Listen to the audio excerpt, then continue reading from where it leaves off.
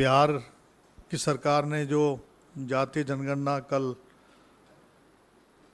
हमारे राष्ट्रपिता महात्मा गांधी के जन्म दिवस पे और लाल बहादुर शास्त्री जिनका नारा जय जवान जय किसान का था,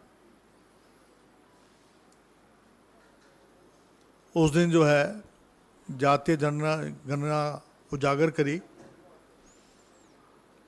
जिससे कि देश की राजनीतिक दिशा और लोगों को ये पता लगेगा कि हमारे देश की ऐसी पॉपुलेशन भी है जिसको किसी भी प्रकार से दरकिनार नहीं किया जा सकता, चाहे वो राजनीतिक रूप से हो, चाहे आर्थिक रूप से हो, चाहे वो सामाजिक रूप से हो। 1931 में पहली जातीय जनगणना हुई थी। उस टाइम 52% आबादी जो है वो दर्शाई गई थी। उसके बाद 1941 में हुई, जिसको सार्वजनिक नहीं किया गया। 2011 में कास्ट सेंसस हुआ, जिसके बारे में राहुल गांधी जी ने, मल्लिकार्जुन खड़गे जी ने और अनेक मंचों से कई लोगों ने ये कई बार इस बात के लिए दबाव डाला गया कि आप उसको उजागर करें, लेकिन भाजपा पता नहीं किस बात से डर रही है कि 2011 की जातीय जनगणना को उजागर नहीं कर रहे हैं। अभी जो जातीय जनगणना हुई है उसमें अगर आप देखेंगे कि जो पिछड़ा वर्ग की आबादी है वो 63% दर्शाई गई है, यानी करीबन 11% का जंप है आबादी के अंदर। और जो हमारे जो आरएसएस के बंधु हैं, इन्होंने अनेकों पीआईएल द्वारा हाई कोर्ट में, सुप्रीम कोर्ट में जो जातीय जनगणना बिहार की गवर्नमेंट कर रही थी उसको रोकने में कोई कमी नहीं छोड़ी थी। एक बार उनको स्टे भी मिल गया था, लेकिन हाई कोर्ट ने उस स्टे को हटाया। सुप्रीम कोर्ट ने भी उसको बदस्तूर जो है उसी तरीके से अपनी राय रखी कि देश के अंदर जब तक जातीय जनगणना नहीं होगी, डाटा नहीं होगा, तो काम चल नहीं सकता। आपने देखा होगा कि बहुत सारी पिटीशन जो हैं पंचायती राज के अंदर, हाई कोर्ट ने, सुप्रीम कोर्ट ने ओबीसी की जो है आरक्षण पर जो है रोक लगा दी। पूछा कि भी डाटा दो, तो डाटा नहीं। जब तक डाटा नहीं होगा, अभी जो 63% जो पॉपुलेशन है, ये करीबन 215 जातियां हैं। कई कम से कम 113 जातियां ऐसी हैं जिनकी आबादी 0 पॉइंट्स से नीचे है। तो उनके बारे में कौन सोचेगा?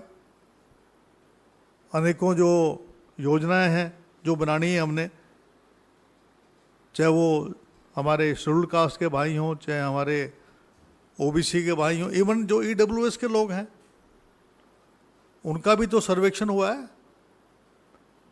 इसमें केवल ओबीसी का थोड़ा ना हुआ है। उसमें जो गरीब लोग हैं उनको फ़ायदा मिलेगा इस बिहार के अंदर, उनके लिए पॉलिसीज़ बनेंगी।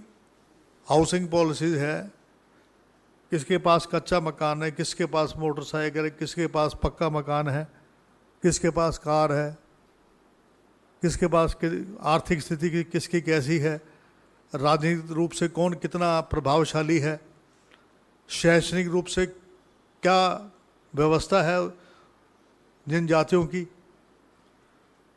और सामाजिक रूप से कितना दबाया जा रहा है। बहुत सारी ऐसे हमारे पिछड़ा वर्ग के लोग हों और इवन शेड्यूल्ड कास्ट में ऐसे आबादी हैं जो विधायक एमएलए नहीं बन सकते, तो उनको जो है सरकार के पास जब डाटा होगा, किसी को एमएलसी बना सकते हैं, किसी को राज्यसभा में ले जा सकते हैं। और जो आंकड़े जो पेश किए हैं बिहार ने, उससे जो है भाजपा घबराहट में आ गई है। और प्रधानमंत्री कहते हैं इससे जो है सामाजिक व्यवस्था बिगड़ेगी, और कांग्रेस जो है जातिगत बातें करके एक पाप कर रही है। अभी बयान दिया, कल बयान दिया उन्होंने, पाप कर रही है। पाप है क्या? इससे बड़ा पुण्य और क्या हो सकता है? इससे बड़ा पुण्य क्या हो सकता है कि आप आर्थिक रूप से जो कमज़ोर लोग हैं उनको आप, उनके बारे में आप पता कर रहे हो, उनकी व्यवस्था क्या है, उनको आप क्या, कौन सी ओबीसी का अलग डिपार्टमेंट बनाने के बारे में, जो हमारा प्लेनरी सेशन हुआ था एआईसीसी का, वहाँ पर बाकायदा इस बात के बारे में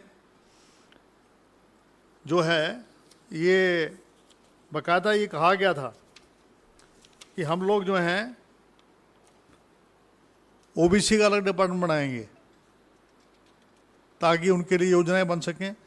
इवन जो है, जो मल्लिकार्जुन खड़गे जी ने एक चिट्ठी भी लिखी थी प्रधानमंत्री मोदी जी को 16 अप्रैल 2023 को कि आप कास्ट सेंसस करवाएं, जिससे कि डाटा हमें मिल सके।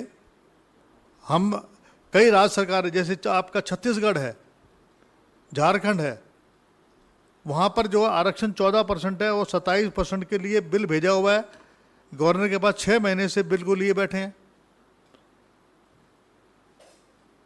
क्यों लिए बैठे हुए हैं? इसके बारे में भारतीय जनता पार्टी या राष्ट्रपति जी के पास जो है, या प्रधानमंत्री जी या गृह मंत्री जी बोले उनको कि बिल लिए क्यों बैठे हैं, या फिर उनकी जो सोच जो है पिछड़ा वर्ग विरोधी है।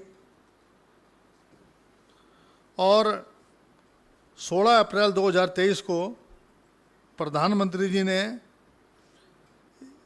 ना हमारे राहुल गांधी जी ने प्रधानमंत्री को चैलेंज किया था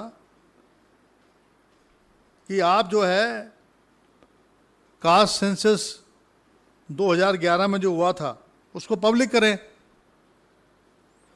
ताकि जो 50% का जो कैप लगा रखा है उससे ज़्यादा जा सकें।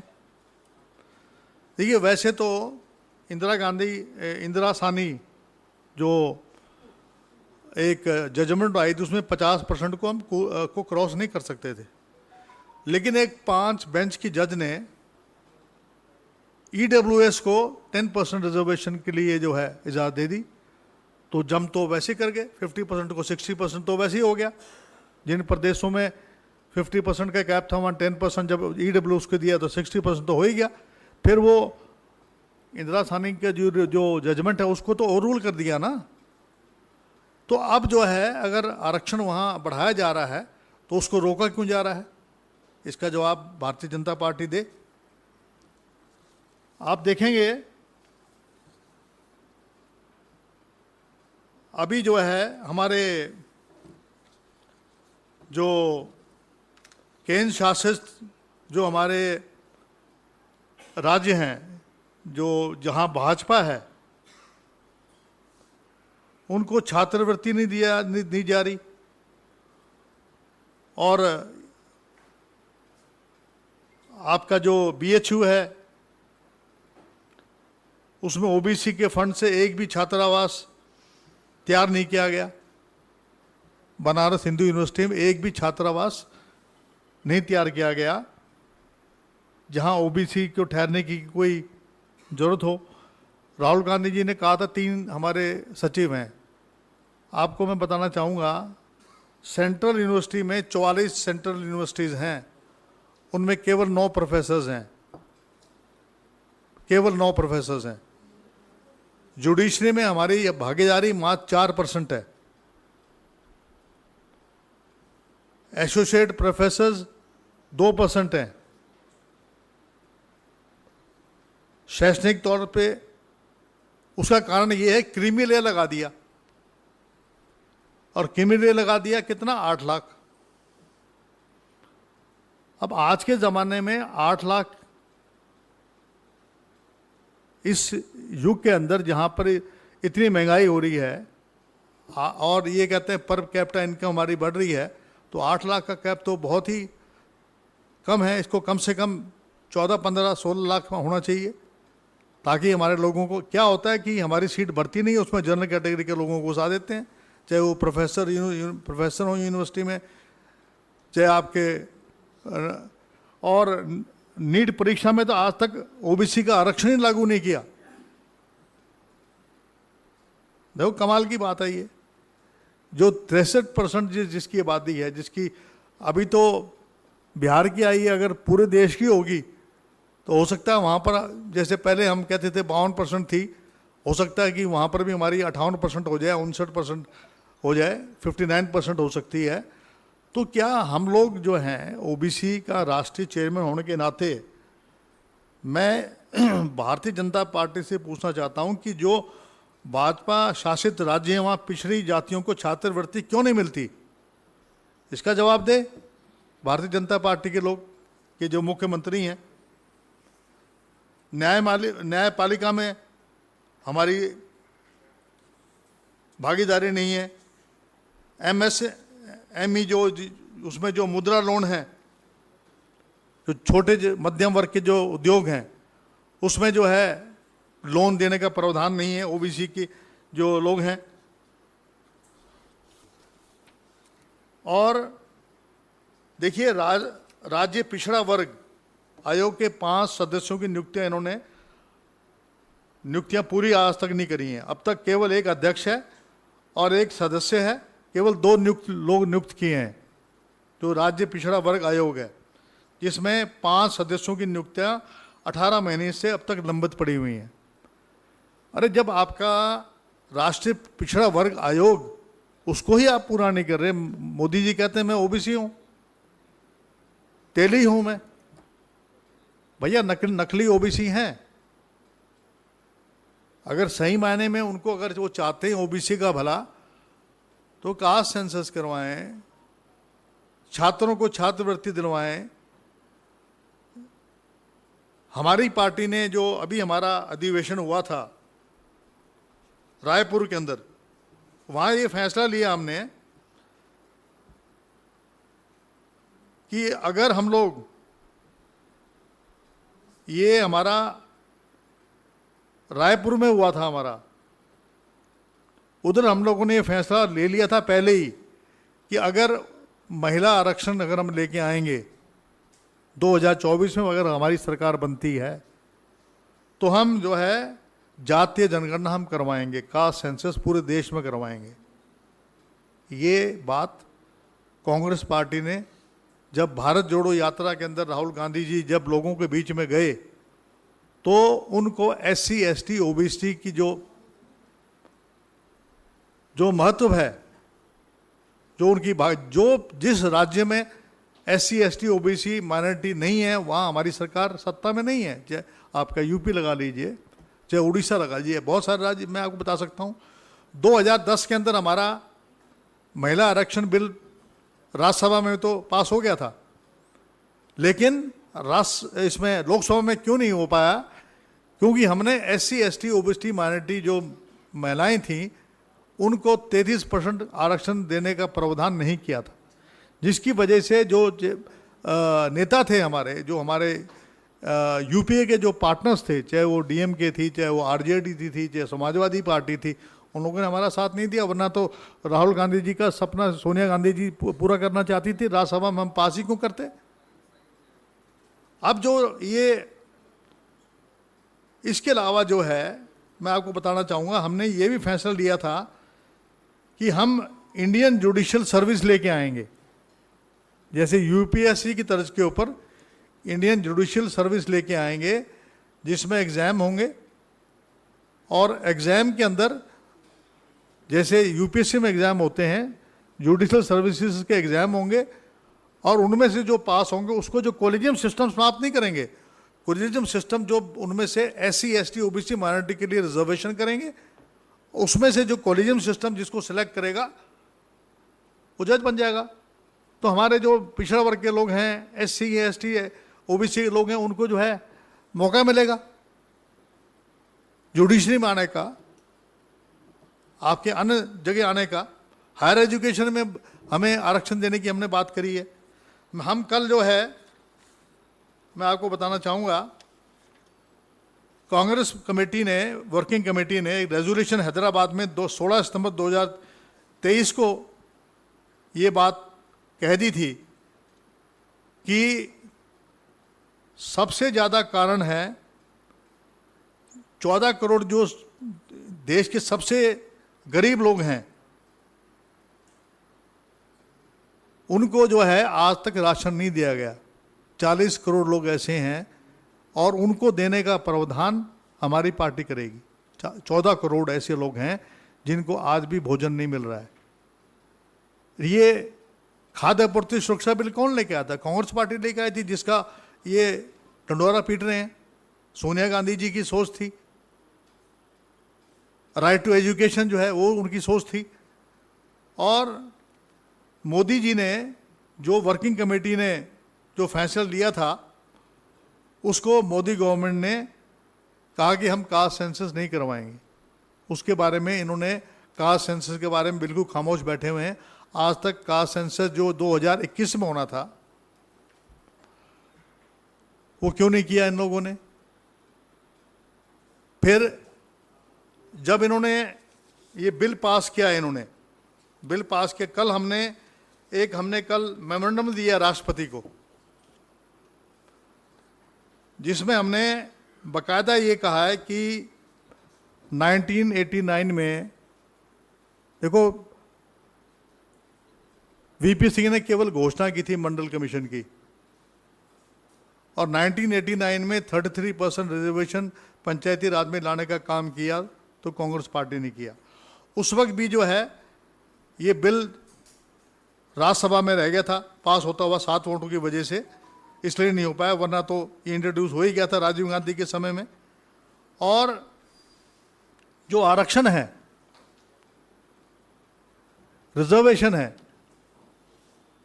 हमने अभी जो इन्होंने बिल पास किया, कांग्रेस ने रोड़ा, इवन तमाम विपक्ष ने यूनिवर्सली जो है ये बिल पास किया और कहा कि 33% आरक्षण मिलना चाहिए, और अनेकों अमेंडमेंट लेके आए। डीएमके ने दिया, कांग्रेस पार्टी से राहुल गांधी जी ने, सोनिया गांधी जी ने, मल्लिकार्जुन खड़गे जी ने, on the floor of the house पे समाजवादी पार्टी से, आपके अपना दल जो इनका खुद का घटक है, उन्होंने ये मांग उठाई कि हमने बिल पास कर दिया है, लेकिन आप अमेंडमेंट लेके आए कि एससी एसटी ओबीसी माइनॉरिटी महिलाओं को आप आरक्षण दें। अगर आप आरक्षण नहीं दे रहे हैं तो आप ये एक सबसे बड़ा गुनाह है कि आप देश की जो 80% आबादी है, जो महिलाएं राजनीतिक रूप से, सामाजिक रूप से, आर्थिक रूप से जनरल कैटेगरी की महिलाओं का मुकाबला नहीं कर सकती हैं, उन लोगों को आप जगह दो, आरक्षण दो, कोटे के अंदर कोटा दो। इन्होंने एससी एसटी को जो आरक्षण दिया है, जो एससी एसटी के जो एमपीज बनते हैं वहां दिया है, लेकिन जो 30% जो आरक्षण दिया है उसमें सारा जनरल कर दिया। इन्हीं बैकडोर एंट्री से संघ की जो सोच है उसको इंप्लीमेंट किया है।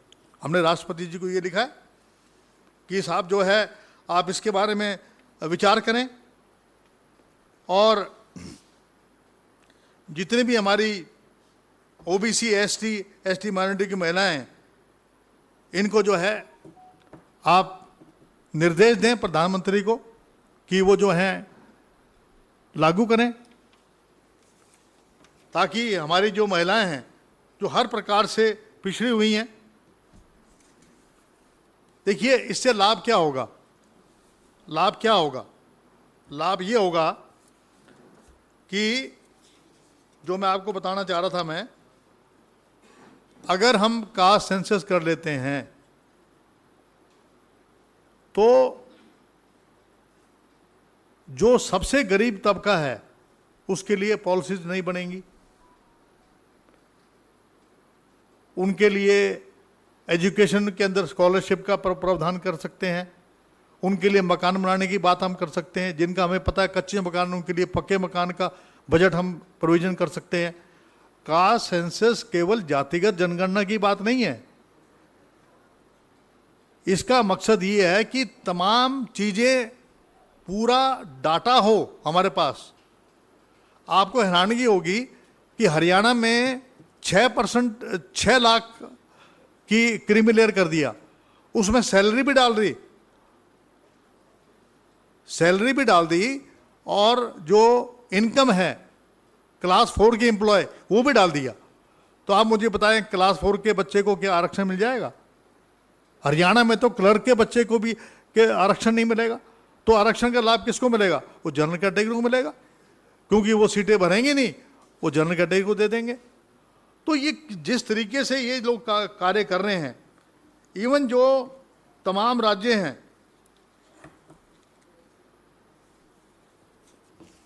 तो हमारा जो मामला जो है 2010 के अंदर भी राज्यसभा में बिल हमारा पास हो गया था, जैसे कि मैंने पहले आपको बताया।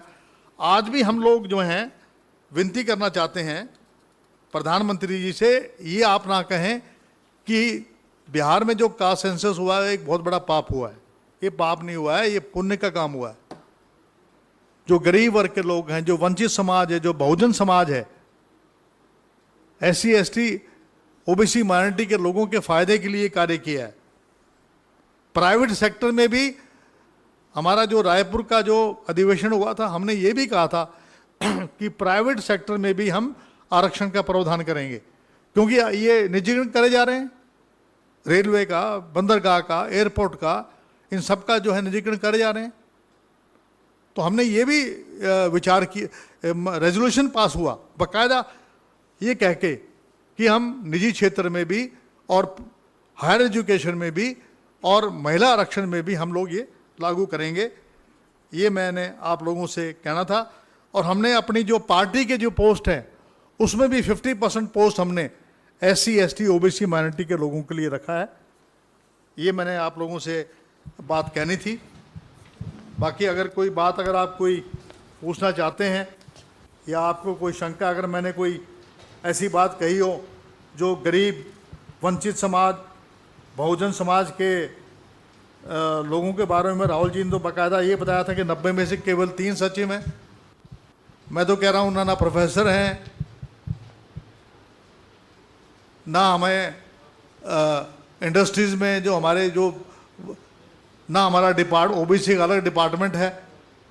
OBC के लोगों को इन्होंने केवल जैसे हाथी के दांत दिखाने वाले दूसरे होते हैं और खाने वाले दूसरे होते हैं, वो हाल कर रखा है।